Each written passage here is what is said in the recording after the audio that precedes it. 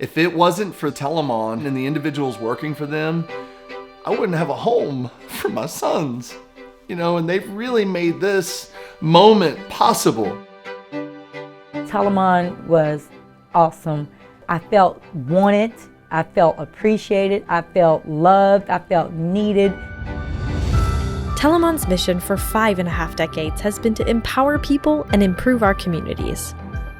Telamon has always believed in the power of educating individuals so they can learn, apply, practice, and achieve their goals, ultimately leading to better, stronger communities. Anytime you play a role in helping someone go from where they are to a new and better place, there's a source of pride in that. I think that the work that we do can not only transform the lives of the people who are enrolled in our services, but it transforms the generations beyond them.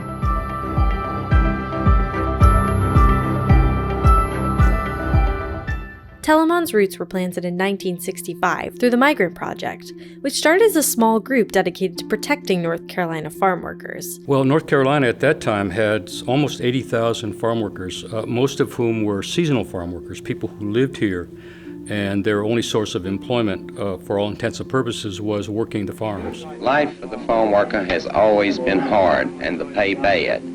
And the cost of living going up the way it has in the recent years, it's going to get worse because their pay hasn't even begun to keep pace with the non-agricultural jobs. The wages were never as good as they should have been. Housing conditions were never as good as they should have been. And so the North Carolina Council of Churches thought it would use some of its resources to see what kind of help they could provide into migrant camps. They fought for a grant that helped develop programs for education, sanitation, and infrastructural development. The Migrant Project went on to become incorporated as the Migrant and Seasonal Farm Workers Association, or MSFA. We're the Migrant and Seasonal Farm Workers Association. In the 10 years from 1965 to 1975, the association has trained people for better paying non-agricultural careers. Even through times of hardship and lack of funding, the MSFA fought to improve the community around it. The country was into and just coming out of a recession. We had a new president. It was important to him not to see growth necessarily among nonprofits. We lost half of our funding. We went from $14 million to $7 million. I laid off in 2 waves almost 300 people. We were in a position where we were either going to be directed to go out of business, or we were going to find a way to survive and to grow. They set out on a mission to make their work stand out and to show the strength of the system they built, such as their outreach and counseling that could be applied to any population they chose to work with. They examined new, innovative ways of doing business. From that point onward, we decided that we would have to look at everything we did, everything from the bylaws of the board to the way we took in and distributed the mail. We began to peel away the surfaces of all of those systems and then to rebuild them to make us more competitive. MSFA decided it was time to rebrand. They held a competition for the best name and settled on Telamon, which is defined as a column of support carved into the shape of a human, symbolizing the strength and support Telamon instills into each individual it's dedicated to serving. Additionally, they also operate as Transition Resources Corporation in Indiana. The transformations Telamon has gone through from its founding to now have been monumental.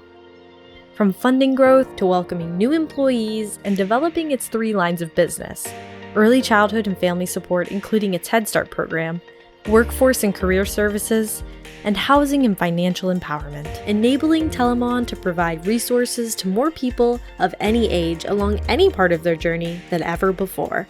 I actually think we've had a tremendous history of positive growth as an organization.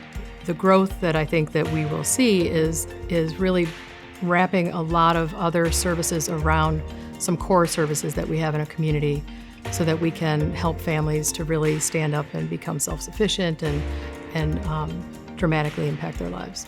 We have 3 different lines of business, and we need to make sure that what we are doing is high quality And so what we're in the process of doing in our recent strategic plan is evaluate the services that we are providing and make sure that they are still a fit with our mission. But we also want to diversify our funding because we want to be able to really provide more holistic services to families or individuals. In 2020, Telamon celebrated its 55th anniversary of service to the community. Today, Telamon has served over 20,000 people every year, expanding over 100 offices in 11 states. I really hope that the organization continues to remember its history, that at our core, the organization started in a time when there was a lot of advocacy and civil unrest. I think that we need to continue to be advocates for people who are disadvantaged, and I think that we will continue to be successful another 50 years. Telamon continues to grow each and every day in its efforts to provide educational services that lead to better jobs, better lives, and better communities.